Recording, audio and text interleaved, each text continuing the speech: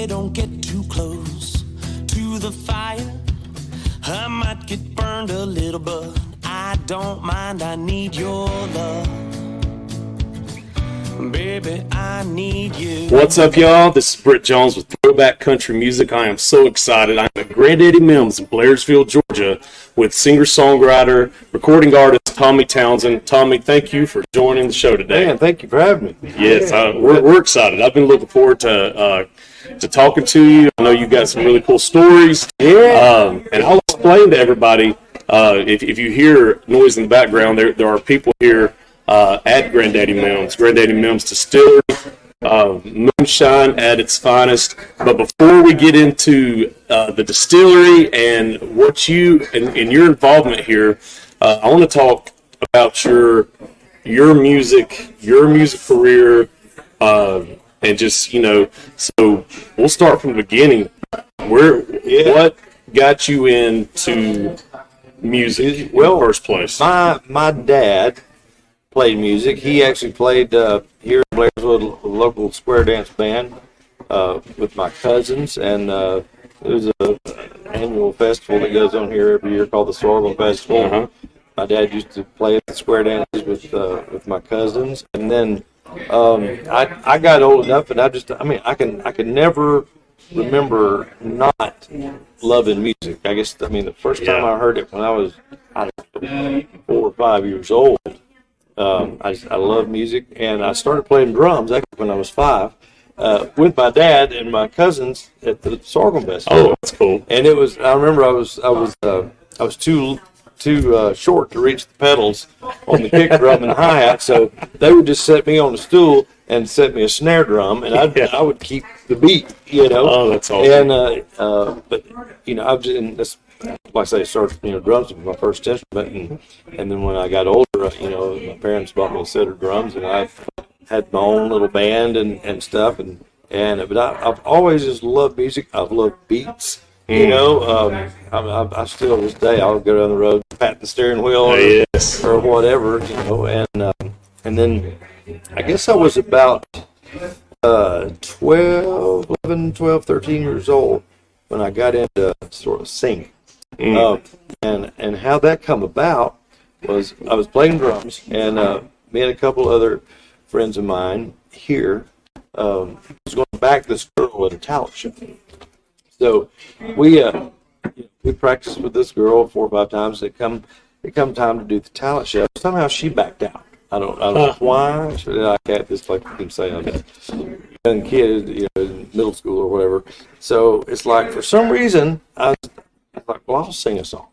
And I was singing and playing drums, and then about that time, I said my mom and dad were big music fans, and so I remember we went to see Waylon Jennings in Gainesville at a place called the Georgia Mountain Center. Oh yeah, I used to go there all the time. And I think it's part of maybe Bernal College. It is, or something. yeah.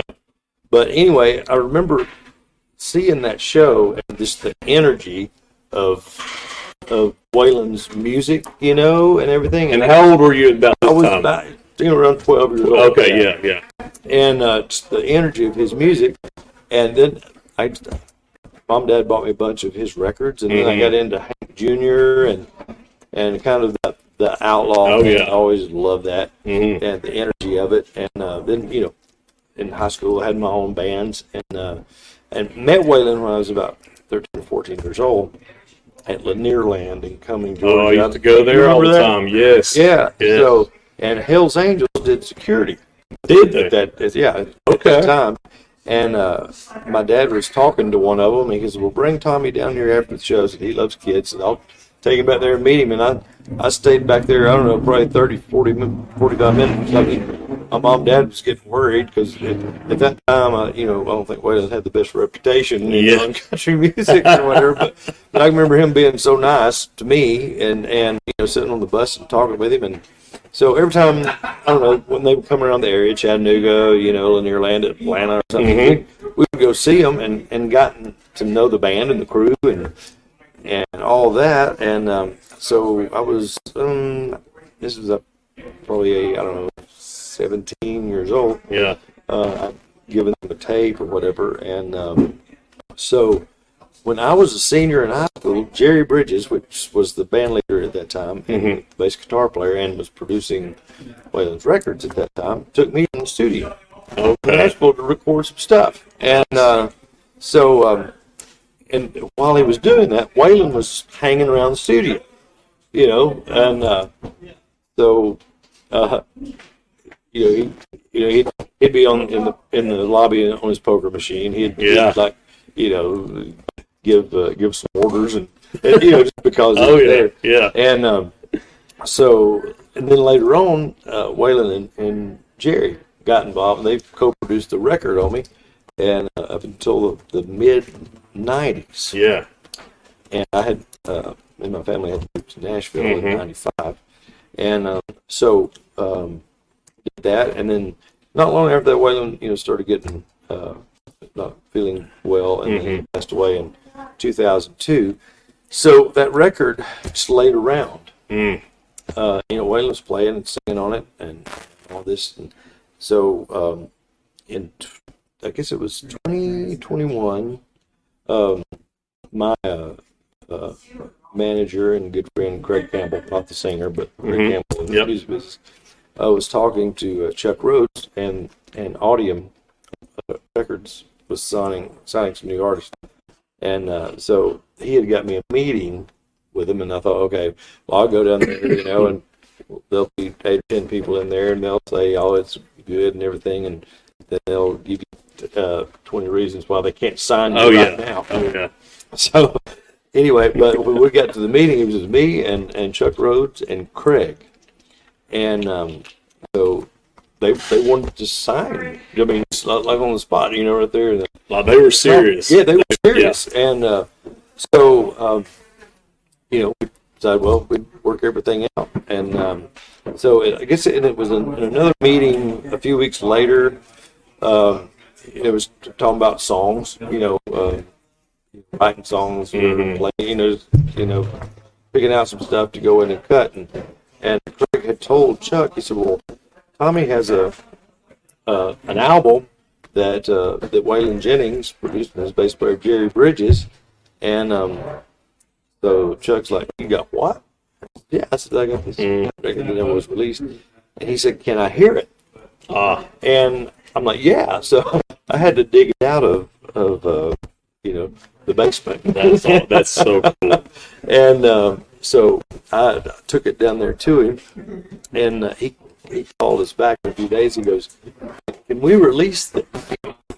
And I said, well, I'm sure you can. And I said, it was kind of released on a little small label at one time, but it more or less, where I just sell some of the CDs around Nashville or something. But anyway, so I said, yeah, I mean, I think it's a great record. Is that the record? You had it here, didn't you? Yeah, I got some up there. I'll bring one down here in a minute. Yeah, I'd like to show people. But anyway, so I said, well, I'll call Jessie and make sure it's okay with her and the estate and everything, and I'll let Shooter know. And Jessie's like, yeah, so go ahead and release that record. So we did. It came out in the single Southern Man came out in 2022. Okay. Yes, and then the album come out later in the spring of 2022, and it's done really well. Yeah. On the streaming sites. Then Record Store Day last year they put it out on vinyl. And it sold out that same day. Oh, that's crazy. On vinyl, because that's making a big comeback. Oh yeah. But, I love that too. But yeah. That record, I'm very proud of, and I had to go back in and do some stuff, to it. But I'm very proud of it. And Shooter produced a record on me in 2018 out in L.A. That's out. I'll turn back the clock. And that one I had written some songs on. And so I didn't know. I knew about the one you were going to show us, but the Shooter. So Shooter produced one. Yeah. Shooter produced one. But he's a great producer. Yeah, he's great. And we actually started that record probably 2015 because we were, we toured with Shooter for several years. Yeah. With the Waylon band, because the Waylon band had gotten back together, Right. and I was the lead singer, and so we had toured with Shooter for several years, and so just at night talking and stuff, it was like Shooter said he'd like to produce a record on me. So that's awesome. I guess when Shooter got into the production thing, I guess I was sort of one of the first ones. Yeah, he did. Yeah, and so we put and he got a Grammy for Townsend. Exactly. Yeah, exactly. And so we're talking about maybe him doing another one at some point. Oh, that's cool, man. So, that's cool. Yeah, he knows his way around the studio, and he is great. And right. The cool thing about when we cut the record, Shooter always loved my my electric rhythm that I played on a Telecaster. So when we went in the studio to do it, we had some songs picked out, and so he's like, "Let's lay this down, just your guitar and bass and drums," and that's all we did, just those three instruments. Oh man, it was real raw, and so I remember when I was a kid, and remember the song too. I love the song that Gordon Lightfoot did, "Sundown." Oh yeah, and we even cut a country version of that. It's on that record. Oh, that's awesome. Yeah, yeah. So it's it's a little bit different than Gordon Lightfoot. It's got steel guitar and fiddle on it. Yeah, yeah. But yeah. Oh yeah. So yeah, it's music business has been good. And I've written with publishing companies, had some cuts here and there and stuff. Yeah. So oh yeah. It's been fun. Yeah. Yeah. That's awesome, man. And so the are both albums available online right now? Okay. Yeah, they're on streaming, or you can go to Amazon and buy the CD or the vinyl. Yeah, yeah, that would be even better. Yeah, I know the record Shooter did. We did that on white vinyl. Oh, yeah, that's awesome. Yeah, man. Oh, that's cool. But yeah. So his the band that you had traveled with for a while, you were playing with Waylon's original band. Yeah, right there behind you. Yeah, those guys right there. Oh yeah. I love that photo. Yeah, that's one of the original General Lees. And of course, Richie Albright passed away 2-3 years ago. Yeah. I guess. Mm-hmm. And now Jeff Hale is playing drums with us. Jeff was there. Richie was the first drummer. Then Jeff came along and stayed there for several years. And then Richie came back at the very end. And so Jeff, he's back playing with us now. And we don't tour like 70, 80 things a year. We do one every once in a while. Yeah, that type thing. So, but you do stay busy. I mean, yeah. Didn't you do the Outlaw Cruise? Yeah, we've done that several times. Yeah. We haven't done it in a couple of years. We actually did it. Last time we did it was right before the pandemic. Oh, matter of fact, it was kind of started. We were out there and didn't know what the world that was. That is crazy. What is that a fun cruise? Oh yeah, man, it's great fans on that thing, and the fans just love music, and it's people of all ages. From 20 to 75. It's a wide range of people that like music. Right. Oh yeah. That's if you go on one of those cruises, that the fans are, if they're going to go on a cruise, they're going to buy tickets to go on a music cruise. They're real fans. Yeah, it's like a rolling or like a floating country music festival. So, luckily nobody fell overboard. Yeah. I know of anyway. But it was a lot of fun. Then last year, not 2 years ago, I guess we did the country cruise. Oh, okay. Yeah, with that's a big one. That was a big one. With T. Graham Brown, T.G. Shepard, and the Gatlins, and who else was on there? John Barry. John wasn't on that particular one. But what was so cool about that was a lot of those artists is the artists that I grew up listening to and idolizing. Oh man. There was a ton of great talent. Jimmy Fortune from the South. He was on there. Oh yeah. Chuck Mead. Yeah. He was on there, and I did his jam with him. That's cool. That was a lot of fun. Yeah, I bet. And But T. Graham Brown, he's become a friend. Oh and, man, he is a good dude, and he still sounds incredible. He sounds amazing. Yeah. So I actually, matter of fact, the night when he got to be invited to be a member of the opera. Oh yeah. I texted him and told him congratulations. Yeah. Yeah. He's deserving of that, man. Oh yeah. I think that I loved hearing his story. He had come on the show a few weeks ago, and he was talking about him and Keith Whitley were really good buddies. Yeah. And so, he's awesome, and he's got a new album coming out and a book. He's got a book. Yeah. Oh, okay. Yep, it's going to release later this year. I think he said it's called it's a play on his song "Tell It Like It Used to Be," but it's something like that. I can't remember exactly right now what the title is, but I'm sure it'll be great. Yeah, is the album coming out, the one he did in Muscle Shoals? The bluesy one? Or the something? blues, the soul from like the '60s. Yeah. Yep. So, but he's a good one. Yeah, we had fun on that cruise, and so he's working on doing another one at some point. Oh yeah.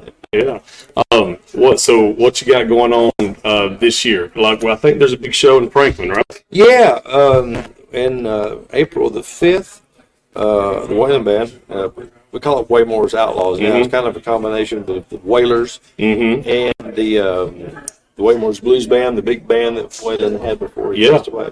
It's a combination of those, so we call it Waymore's Outlaws. But we're playing at the Franklin Theater, Franklin, Tennessee. Yep. April the 5th, and working on some more stuff. I got pretty much up through May booked up. Some in June. Some of them are just acoustic shows. Yep. Some of them are for my own band that I'm doing. Oh man, all that. So yeah, it's getting to be a pretty. It's on the Southern Man album. It's out now. It's called Lesson in Loneliness. Okay.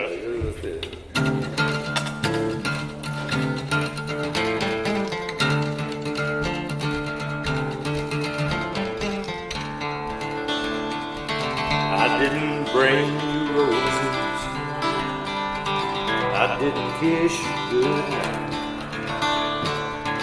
I didn't say I love you, I didn't hold you tight, told me not to leave, if I did you'd be gone, I thought you'd still be here. Never leave me alone. You gave me my first lesson in loneliness. You taught me how to cry. You gave me a lesson I won't forget, even if I try. I should have held you closer and tried my best. Been there when you needed me. Gave me a lesson I won't forget. Lesson loneliness. Lesson loneliness.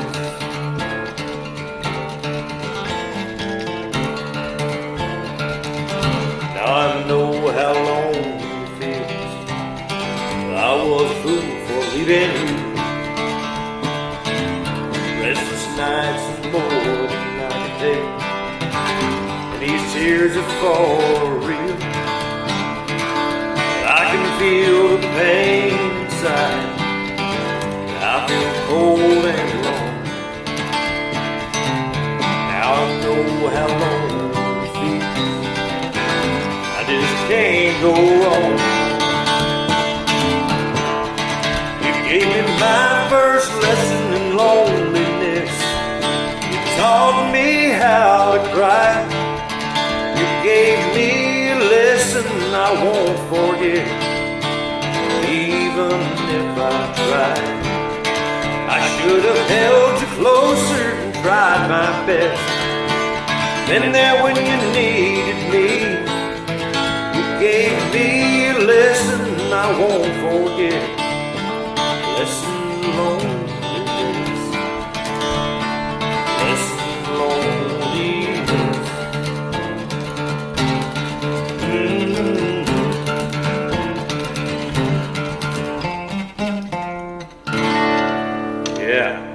go. You know, we are on the stage right now at the venue, but tell us about how this came about and Goodness, this came about actually several years ago. The idea. I was out in Texas with a friend of mine, and he started talking about old bootleggers is out there. He lived in California, but he was born in Texas and was there till he was, I don't know, 8 or 10 years old. Yeah. Talking about old bootleggers. I said, yeah. I said, my grandfather was a famous bootlegger back in North Georgia. And he said, really? And I said, yeah. And so anyway, he's Jack's a financial guru and been on these financial magazines and stuff. And so just one thing led to another, and he was talking about my grandfather and everything. And I said, he said, can you get your hands on the recipe? And I said, I don't know, maybe. I said, why? And he goes, he said, he said, there's a lot of money in the alcohol business. And he said, so possibly, he said, if you get your hands on the recipe, we could find a distillery to make it and a distributor in Georgia. He said, I'll help you kind of get it started. And, neither here nor one drink. Yeah. That's what's funny about it. So I was like, this sounds fun. So we were sitting at the airport in Lubbock the next day, and he was getting ready to fly back to L.A., and I was flying back to Nashville. And I said, are you serious about that? And he said, yeah. So it was my mom's mom. Oh, nice. Over in Young Harris, which is the next county east. Yeah. And so when I got back to Nashville, I called my parents and asked my mom, I said, you know anything about Mimmy's recipe, moonshine recipes? And she's like, I was the youngest one. She goes, said he never let me around the stills or anything, and she said, but I do remember like going to the barn with him and my uncle and asking what that sour smell was down there, and they said, oh honey, that's to feed the hogs with, and she said, sometimes people come in all hours of the night buying liquor and stuff, and but there's a whole big story behind him, and he helped a lot of people, back in the day. He's politicians. He gave money to churches. He gave money to people that maybe couldn't afford Christmas or clothes or shoes or food or whatever. And he helped churches, driveways, keep their cemeteries up. But anyway, so I just kind of mentioned it to her, and she asked me why, and I said, well, it was, just the idea. And she's like, I don't know, because my mom never did drink a drop, or my dad didn't either. And so anyway, she wasn't too keen on the idea. Right. But anyway, one thing led to another. And so we found a distributor, put it out, and then we found a distillery there for a little while to make some of it for us, Yeah.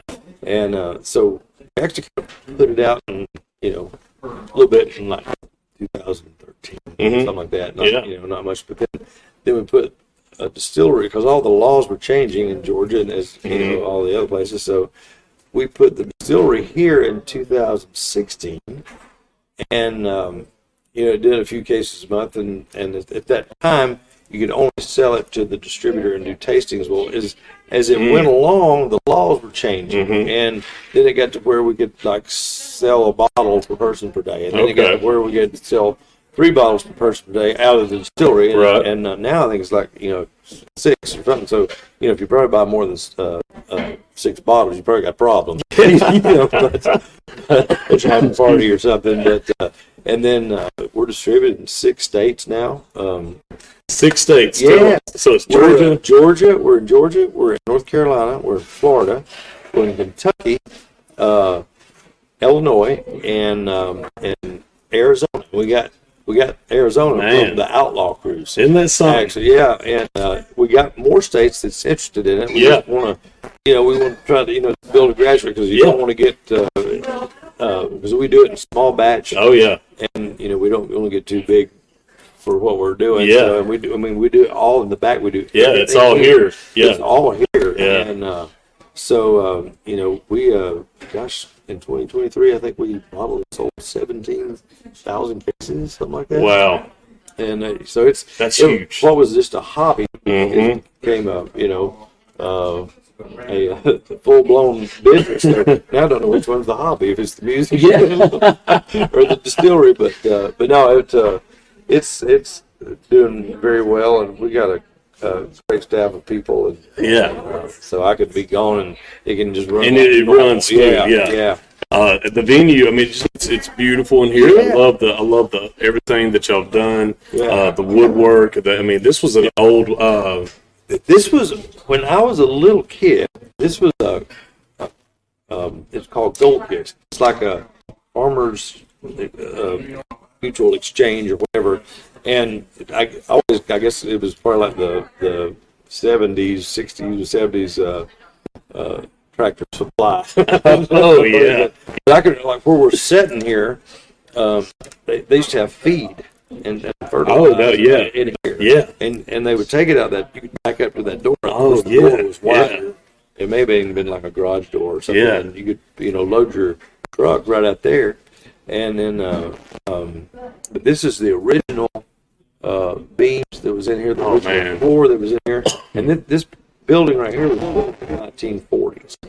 Oh, Sometime wow. in the 40s. My dad said it was it used to be like a Cotton States insurance building. Oh, really? And then, the Gold Kist was here for several years, and then someone else bought it, and it turned into something else, and we got it. But it's we can put 100 people in here, and we do music. Oh yeah, yeah. And like outside, we turn the loading dock into a stage, and we put about 1,200 people out there. That's been successful for y'all too. Yeah, we do the every last weekend in July, which is hotter than hell. But we do the Mountain Music and Moonshine Festival, and this coming up July will be the third year. First year we had Keith Anderson. Last year we had an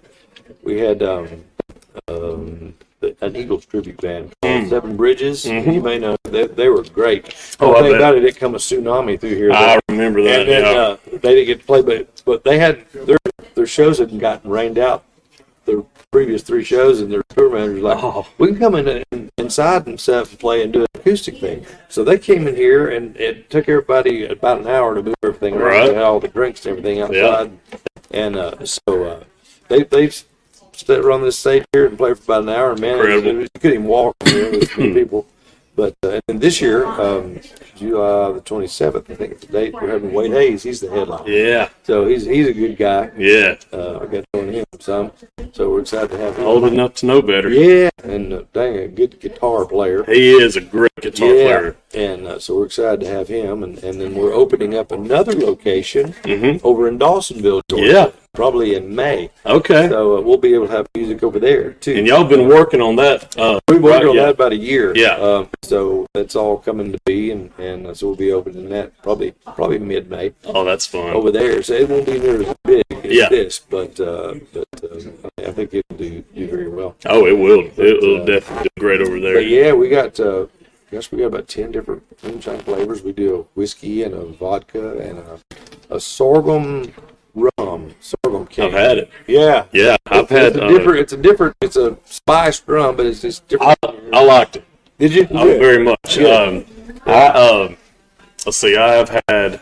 Well, I've done the vodka a few times. Yeah. I've done the whiskey. Yeah. And what you have a flavored?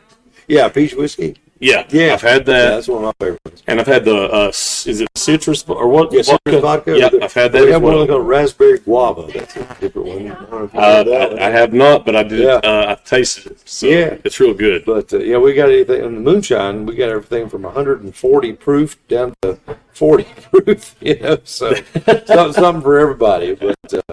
But yeah, it's done really well, and Blairsville is, and they've supported us 110%. Oh yeah, man. So it's what do you call it? License or certified agriculture? Yeah. Through the Georgia grown thing, because we try to use all Georgia products. We use local corn. The sorghum cane. We source it all locally. Yeah, that's a big thing here in Blairsville. Here, yeah, and we try to support everybody local and do all that we can. That's even better. And carry on my father's traditions of doing good for the community. And y'all do tours at the distillery? Yeah, we do tours and tastings. Yeah. And I think we do those on Fridays and Saturdays. Okay. We do tastings anytime, but the distillery tours. Right. Fridays and Saturdays. I think you can go online to GranddaddyMimm.com and sign up for that. And you'll see that on the screen, the website, and all that good stuff. Now, to get in touch with the music side, is there a website for you, or do they go through the... No, you can go through GranddaddyMimm.com or TommyTownsendMusic.com. Okay. You can get in touch with us there, and then all my social media, the Instagram, Facebook, and... Really excited, Tommy, to taste test 2 samples of this. Yeah, we'll get to Adam's over there behind the bar. We'll get him to get us a few, make us a cocktail. I tell you what, I like just the moonshine on ice. Oh, yeah. But I did the sorghum rum, or not sorghum. Is it sorghum rum? Yeah. Yeah, on ice. Yeah. That was good too. Yeah. So, but man, it's been such a great time hanging out. Oh yeah, thanks for coming by. Signature cocktails. Signature cocktails. What are we drinking? Today we got Mountain Mama here on my left hand. Yeah. We got Dirty Hillbilly on our right, two of our best sellers. Yeah. Dirty Hillbilly on our right, we're going to be having Blackberry Moonshine, Raspberry Guava Vodka, topping it off with Blackberry Cranberry Juice. Mm. Mountain Mama, pretty simple. We're doing pineapple juice as well as our Wild Cherry Cobbler Moonshine on top of it. Do we want to do this as a taste test, or We're just bring you over a highlight of the tasting board as well? Yeah, that'd be awesome. Yeah, and maybe a couple jars. Just A couple jars? Yeah.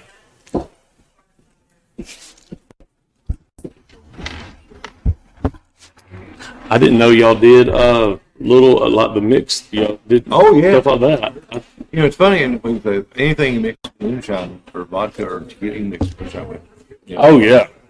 Oh man, that's good. He didn't hold back. No. I love that.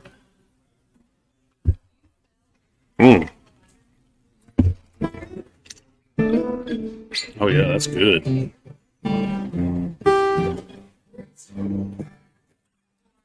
I bet these strings haven't been changed in a year. It still sounds good, doesn't it? To me, it does. I love that guitar. I'm in awe of it. I played the brand new Gibsons. Yeah. And they don't have this. I mean, it ain't nothing like this one. Dad said he bought this guitar for $50 in 1953. Wow. There's no telling what it was worth. Well, about 10 years ago, I took it up to Joe Glacier. You know Joe, or know of him. He does work on he works on Yeah, and so they refretted it, and some of the bracing was coming unglued, and then they put me a pickup in it, and Hunter, the guy that does all of his acoustic work, said it'll pure sale hurt the value of it, and I thought I never sell it. Right. It's going to always be in the family. Yeah. So he put me a pickup in it, and did all that.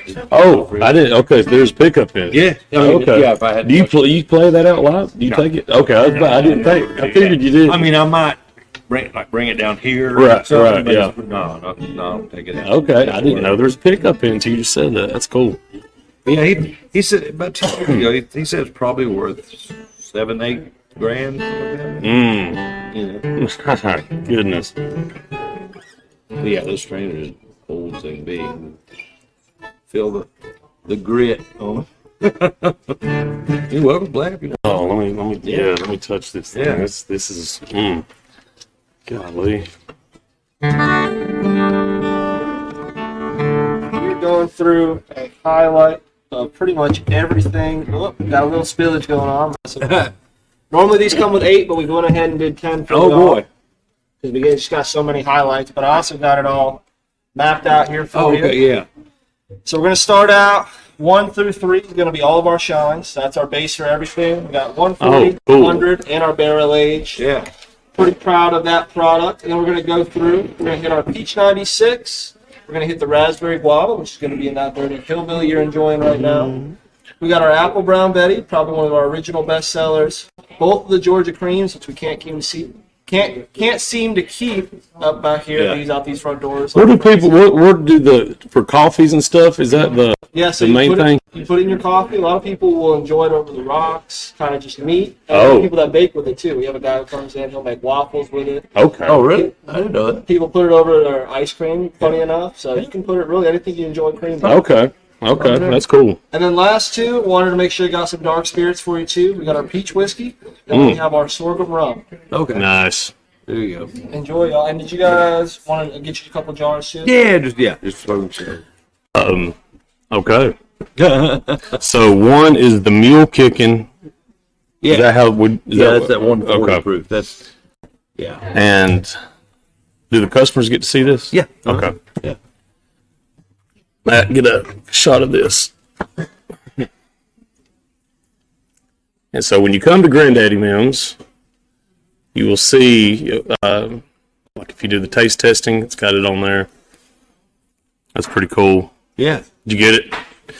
Vodka, whiskey, and rum. So Yeah. first one is Mule Kicking 140 proof. 140 proof. Yeah, this is I think it's the highest one out there, and it's there's a guy here, you may know Brock Kelly. Yeah, yeah. He said it makes you take back stuff you never did, Steve.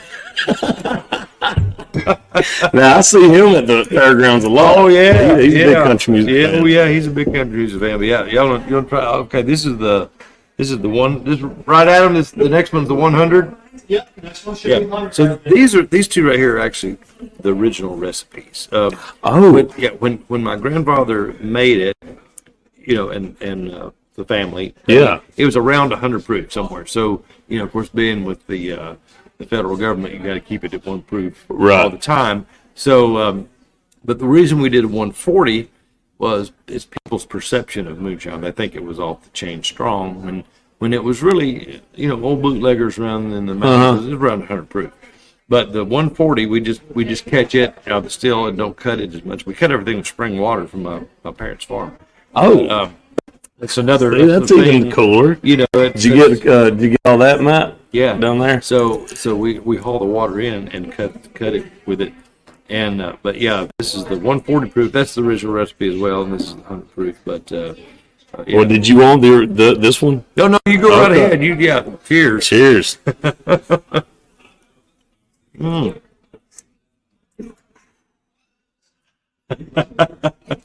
But anything you mix, I like it. or tequila with, you can mix. You can do that. I mean, we got this. Yours is a dirty hillbilly. Yep. And this is a something. But we got 30 or 40 drinks that we do. And that is cool because they do little like mixed drinks. Yeah. I like the I love the real stuff, and I love But the you can tell the that's burn. real moonshine when you drink it, it'll just kind of gradually warm and hit your belly. I love it. I love it. And if you kind of get that harshness on the back of your palate, it's about made Yeah. just right. Yeah. This. But, That's awesome. yeah. So what else we got here? Number 3 is the Barrel Aged Shine, Yeah. 109 proof, and 4. Or is it 5? Oh no, it's 4. Yeah. Okay, and then that one is Raspberry Guava, right? Yeah. I've had that one. So you want that one? Yeah. Well, I'll tell you what. Take some of that barrel aged, because this is the story with the barrel aged Yeah. moonshine.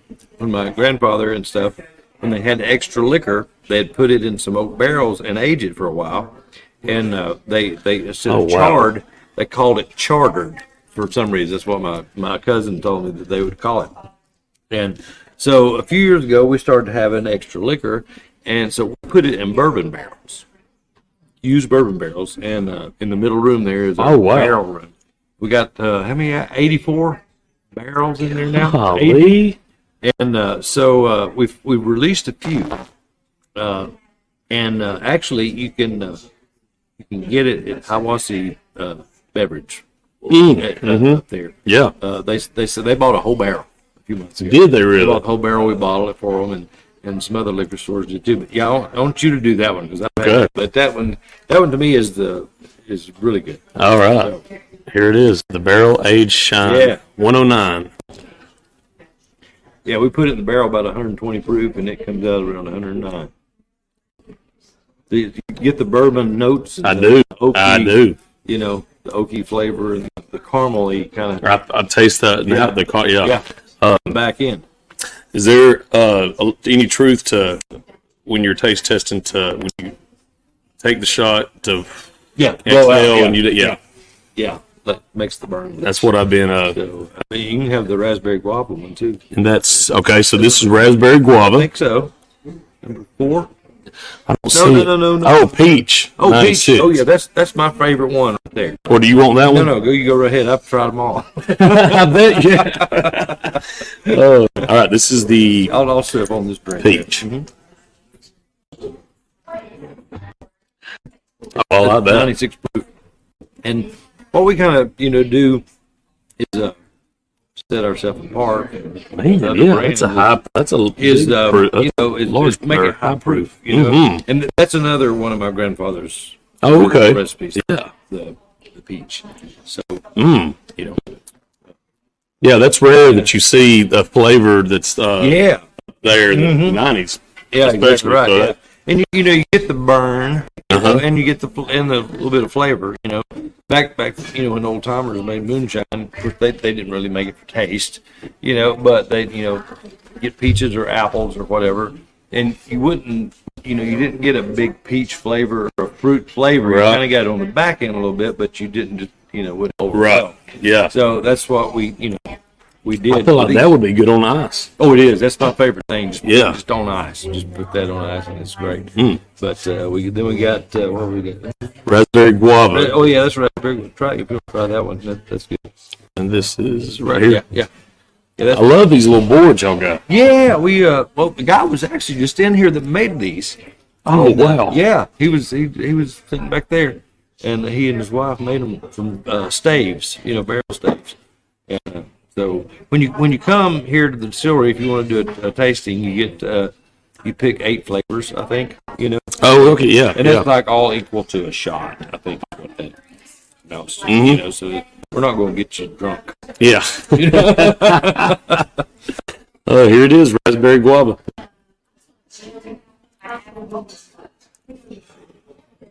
Oh, I like that. Yeah, I love raspberry. that's a different flavor too. That's the vodka. Yeah, that's Yeah. the vodka that we do, and we did that for our Florida distributor. They want us to come up with something different, and Oh, okay. and now in Florida, we're in every Walmart store that sells liquor. See, that's incredible. It's 100, I think it's 150, 160 stores, Walmart stores that have liquor stores. Oh man, We're that's every one of those from Miami to the Georgia line. now that's actually really cool because our we have a lot of listeners out of Florida. Oh yeah, I Good get deal. we get our stats each month, and it shows the top 20 states, and Florida's always consistent in the top 5. So, good. Oh yeah, Good. That's cool. And then number 6, we got the Apple brown Yeah. Betty. Now the story behind this. This is kind of like our version of apple pie. Okay. But Apple Brown Betty was my grandmother, which was a great cook.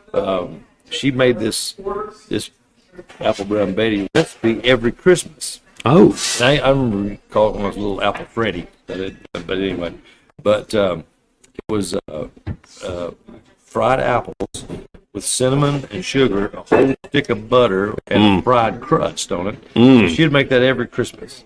And so we took her recipe and added the liquor to it, and came up with this. Now So, that's a great story. yeah. Yeah. So Man. about every flavor that we have has a story. I love that. So like And it's a family, like you have, it's a personal story. yeah, it is. It's not something that we just came up with, So See, that to me that makes Granddaddy stand out too. exactly, people are like, well, why don't you do this recipe, or why don't you do that recipe, or why don't you make this flavor? And it's like, no, I want to say true to what my family did and what it's all about. So, That's awesome. yeah, try that. That's a mile in there. Yeah, But this is Apple Brown Betty. put that on a biscuit. I mean, from what Adam was saying, the ice cream thing. I think I want to try that cream on ice cream. I'll let you try all these because, like I say, I'll just stick my drink. I'll let you try all these. I can tell that's dangerous. Oh yeah, that is dangerous. That goes down just so smoothly. Let's see what we got. Number 7 is the cream. Georgia pecan roll. Yeah, this one is my granny used to make pecan pies, and all that. So. Is that your dad's mom? No, my mom's mom. Okay, so Yeah, so she made pecan cream, and then too, remember the Stuckies? Yeah. Oh yeah. They used to have the pecan log roll. There's one on the way to. Yeah, they come. Yeah. And so it's kind of maybe sort of patterned after that, and then my granny Sue's pecan pies. Oh, So were they? You can still taste them. oh yeah, In your mind, yeah. try that one. All right. We made this is cream, and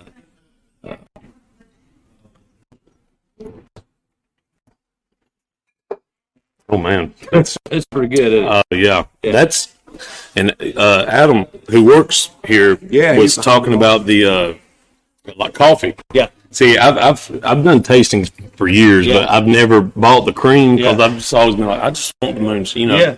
But I've never. Yeah. Now I'm getting a little sold on it, thinking Exactly, about the cream. That's cool. But now this one right here, number 8, this is called the Night Owl. Okay.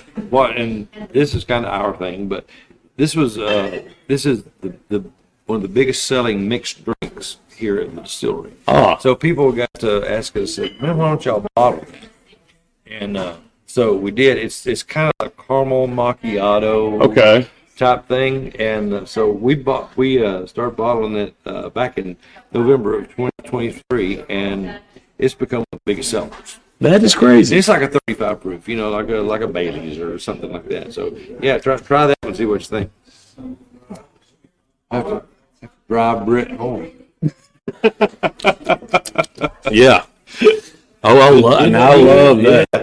That one's taken over the place. Now that would go good with coffee. Oh yeah. I've heard people say that they put it in their coffee. Do you have a process of final approval? Like, do you to get it just right? Yeah, I mean, I don't taste every batch, Right. But the flavors that before the recipe starts getting in production. Yeah, we play with it and toy around with it. Like the cream, you buy that. Right.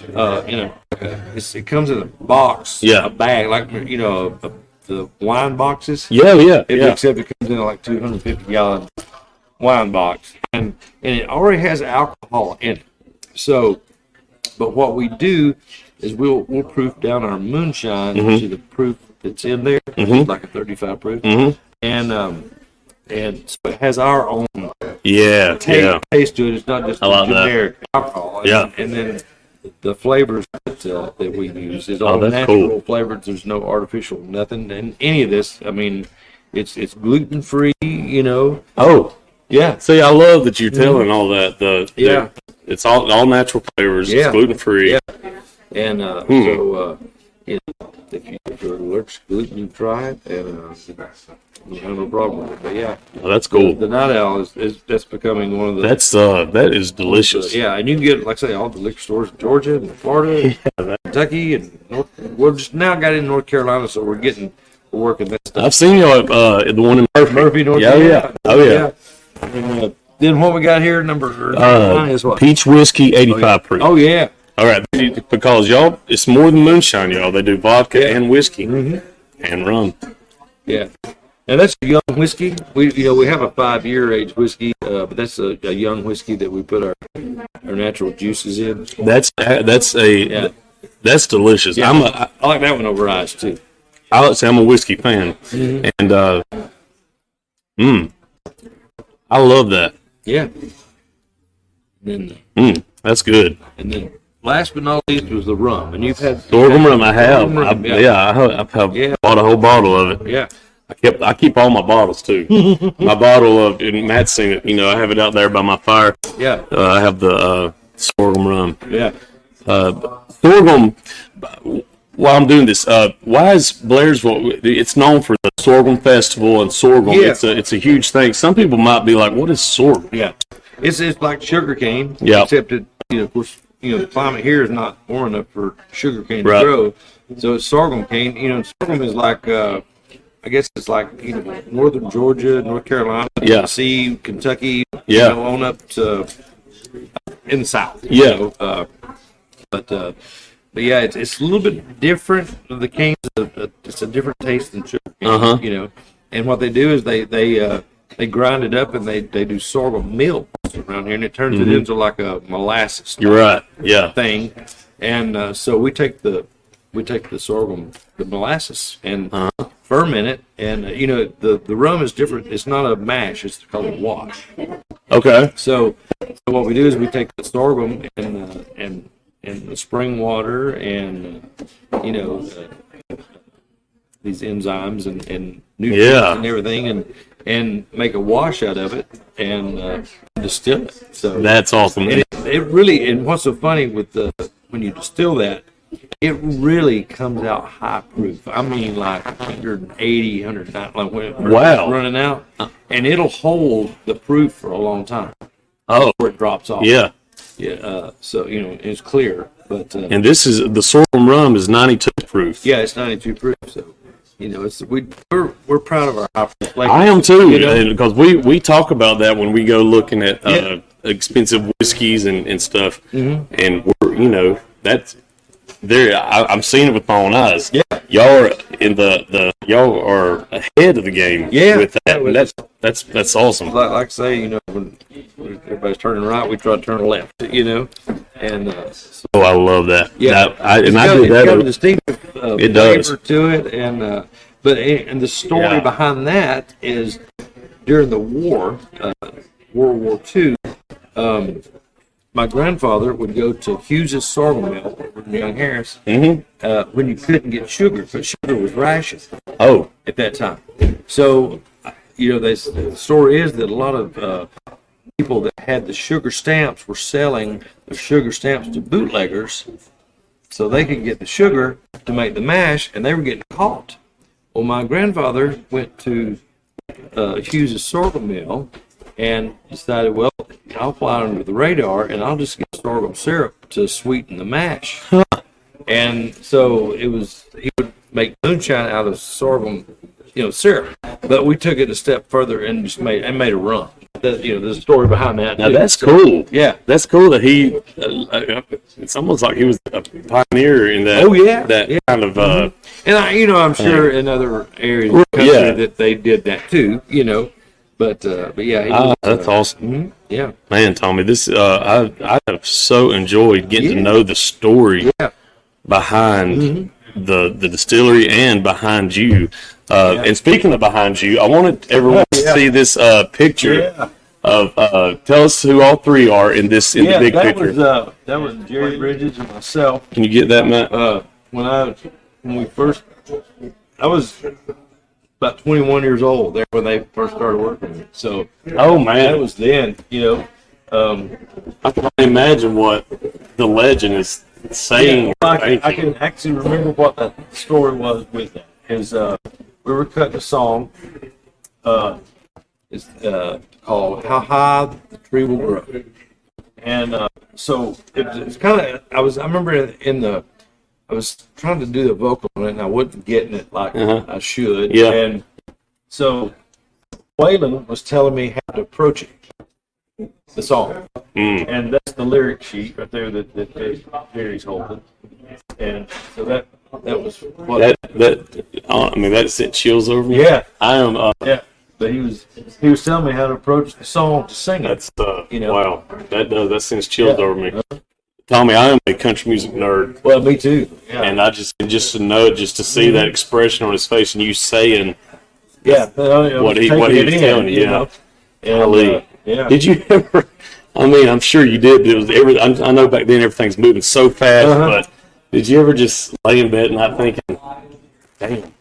You know what was so funny is I didn't know this is not the first time I had met him here. Oh wow! I hadn't even seen that one. Yeah, that one. And, Check that one out, Matt. So, you know, I'd known him and the band and Jigger and everybody for a few years, you know, before we started recording. So when going in the studio, to me, I wasn't nervous or anything because I had been around him a lot. And so, you know, I just take it all in. I tell you when I realized that, that you know, what it was my daughter, Megan, she runs the Distillery. Oh, yeah, man. And, is she here? She knows she's not. She just left a few minutes ago. Oh, man. And so her and Miley Cyrus grew up together. We lived out there. Oh, yeah. And so we were at a school function one night. Me and Billy Ray were sitting up on the bleachers in the gym, just talking and stuff. And is this Franklin area? Yeah. Top station. Yeah. And so we're sitting up there, and it was like a little dance or something. And Billy Ray and I were just sitting there talking because he and I have been friends for a long time. And he goes, "Man, that must have been," because this was just like right after Waylon passed. And he said, "Man, that must have been really cool to get to know Waylon and do it like you did." He loved Waylon. Oh, he did. Yeah, he was always influence. a big fan. And I don't know if you remember Carl P. Mayfield on they had Waylon Wednesdays on there, and Waylon would go on there and rant and rave about things, you know. Oh, yeah. What it was just a one-time thing that Waylon was going to be on there. Carl P. Was that a radio show? Yeah. And it was Waylon Wednesdays, so they started having to come on every Wednesday. He would just come. He knew to come on. Bitch and moan, and That's hilarious. Anyway, so him and Billy Ray got to be friends and stuff, and you know. So actually, when Billy Ray and I were talking that night after he had passed away, it's like that kind of when it hit me. It's like, wow, man. I mean, you know, Wayne was as big as it got, you know. And so, and you know, he had all this, you know, persona of everybody thought, oh, is he just this mean guy? Yeah. And that wasn't him at all. You know, he's just a nice guy you'd ever be around. That's special, Tommy. I mean, it really is. Yeah. I mean, you know, there's teenagers that are Waylon fans. Oh yeah. You know, they're it's just all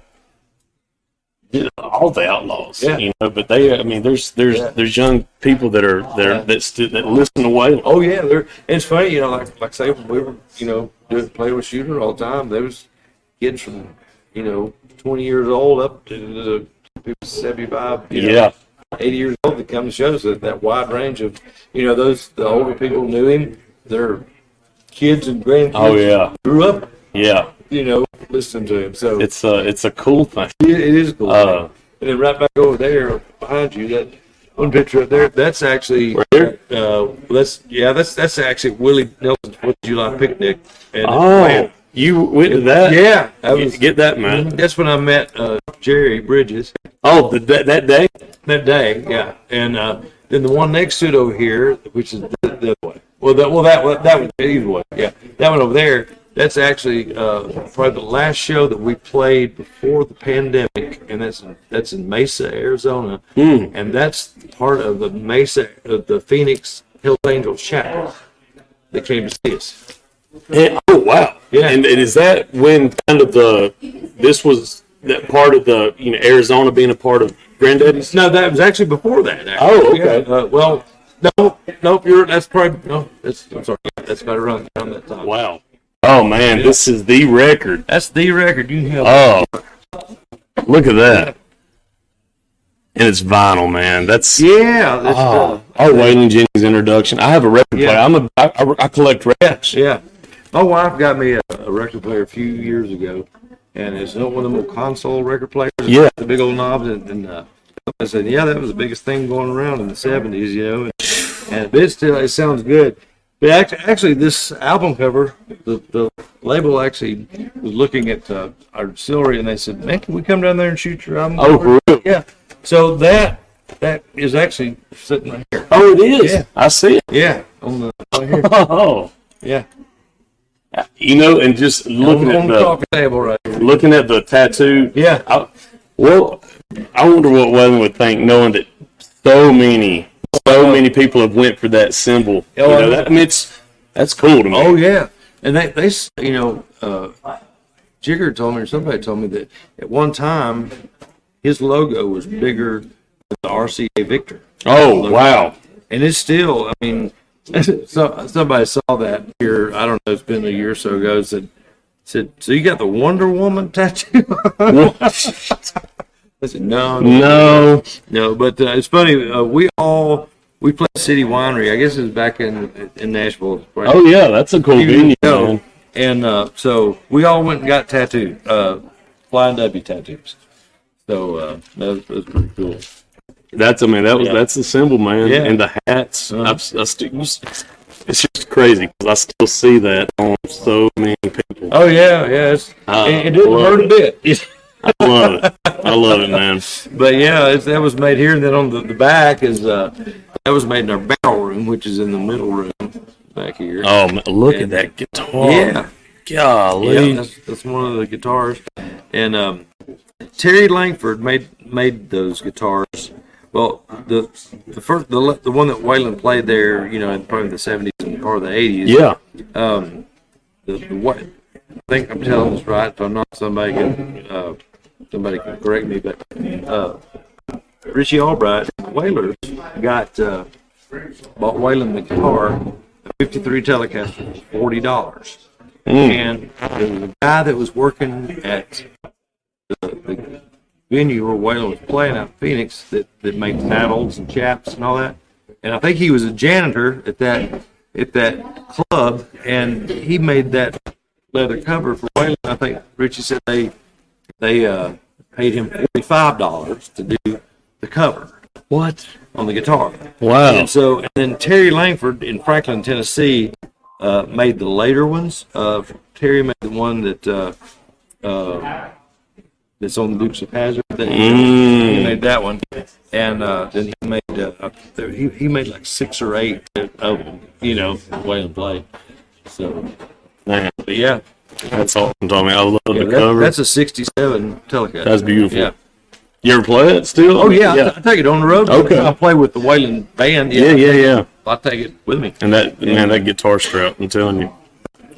One time, we played the Alaska State Fair. Oh wow! And so we had to fly from Nashville to Memphis, from Memphis like Seattle, and Seattle and up to Anchorage. So, Nashville's always good to let musicians take their guitars on and take some of them. So I always put that in a first class closet, Oh man. or whatever. So, but we had got. I remember this particular flight. We had got to Memphis and was getting ready to fly to Anchorage or Seattle, and the guy at the gate when we were going down the jetway said you're going to have to check that guitar. Said the flight is full. Huh. So there's nowhere to put it. Ooh, I wouldn't trust that. Well, I said, usually I put it in the first class closet or the flight attendant's closet, something. And so we unzipped it and showed him what it was. And he said, "Oh my gosh!" He goes, "Waylon used to fly through here all the time. It was so nice." He remembered it and knew about the guitar. And he goes, "This guitar will get on the plane before passing." Wow. So that's cool. They took the guitar, and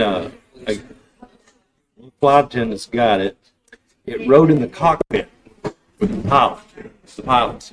And when we got off in Seattle, the pilot handed me the case, and he goes, Oh, wow. "Nice guitar, man." So I guess they might have been over there playing it. I don't know, but that's kind of a cool story. That is great.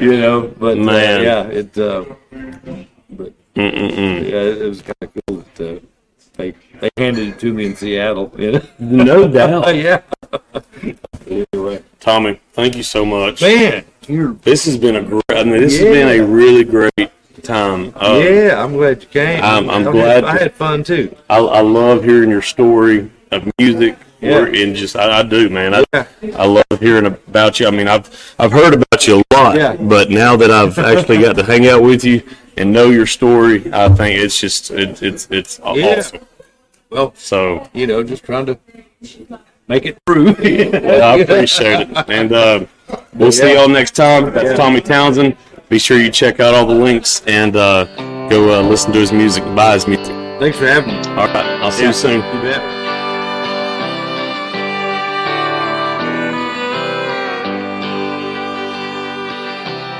It really breaks my heart to see a dear old friend go down in that worn out place again. Do you know the sound of a closing door? Have you heard that sound somewhere before? Do you wonder if she knows you anymore? I wrapped your love around me like a chain, but I never was afraid that it would die. You can dance in a hurricane, but only if you're standing in the aisle.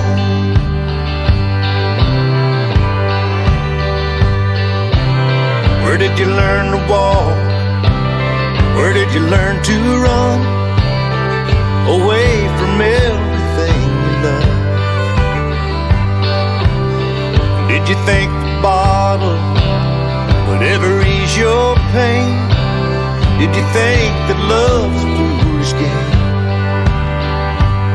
Did you find someone else to take the blame? I wrapped your love around me like a chain, but I never was afraid that it would die. Yeah. You can dance in a hurricane, but only if you're standing in the aisle. You can dance in a hurricane, but only if you're standing in the aisle.